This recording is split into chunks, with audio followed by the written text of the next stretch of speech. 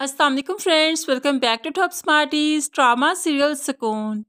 शान से जो हमदान की बेवफाई बर्दाश्त नहीं कर पाई, इसीलिए तो खुद की जान लेने की कोशिश की, जिसकी वजह से माँ बाप बहुत परेशान हो जाते हैं। माँ अभी भी हॉस्पिटल में बैठी हमदान की मिन्नतें कर रही है, खुदा के लिए मेरी बेटी को अपना लो, नहीं तो वो मर जाएगी। तुम्हारे बगैर जीने का उसने कभी तसव्वुर भी नहीं किया। हमदान तो बहुत बड़ी कश्मकश में फंस चुका है और ये सब कुछ सिर्फ रज़ा की लापरवाही की वजह से।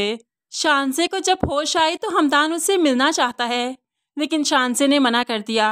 उनसे कहिए मैं उनसे मिलना नहीं चाहती, उनके बगैर मर नहीं गई मैं, अभी भी मेरी सांसें चल रही हैं और मैं उनसे कभी बात नहीं करूँगी। हमदान परेशानी के आलम में घर आ जाता है, तो यहाँ पर आते ही अब आयना ने कह दिया कि आप अपना ले शानसे को, वो आपके बगैर जी नहीं पाएगी। तो हमदान कहने लगा, मैं हमेशा ही बहुत दयानतदारी से अपने रिश्तों को निभाता आया हूँ, मैं बहुत मुखलिस हूँ अपने रिश्तों के साथ और मैं जानता हूँ तुम्हारे साथ मेरा रिश्ता क्या है। मैं तुम्हारे साथ कभी भी बेईमानी नहीं करूँगा, मैं हमेशा अपने रिश्ते का पास रखूँगा, चाहे उसके लिए मुझे कुछ भी करना पड़े।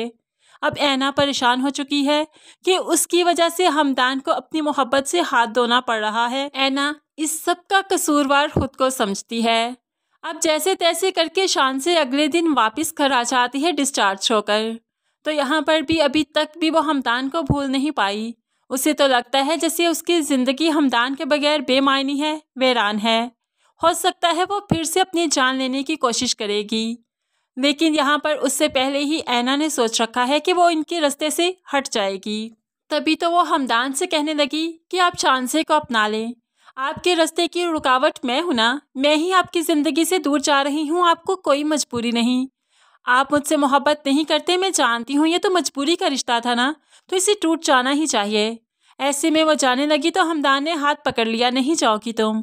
लेकिन ऐना ने अपना हाथ छुड़वा लिया और कहने लगी, मुझे जाना ही होगा, ऐसे ही आपकी खुशियाँ आपको मिलेंगी। ये कहते हुए ऐना ने मुंह मोड़ लिया और यहाँ से जाने लगी, जबकि हमदान हक्का बक्का उसे देखता रहा कि कितनी आसानी से इसने फैसला कर लिया। आखिरकार ऐना गर्ल्स हॉस्टल तक पहुँच गई। अब उसने सोच रखा है कि वो यहीं पर रहेगी, अपनी बाकी की ज़िंदगी यहीं पर बिताएगी।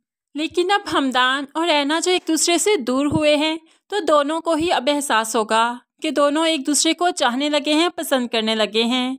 हमदान को अब जाकर पता चलेगा कि वो सिर्फ उसकी कागजी बीवी नहीं, बल्कि वो दिल से भी उसे अपनी बीवी मान चुका है। बस दोनों को जब ये एहसास हो जाएगा तो इनका रिश्ता इज़्दवाजी ताल्लुक़ में बदलेगा और फिर दोनों ही दिल से एक दूसरे को कबूल करेंगे।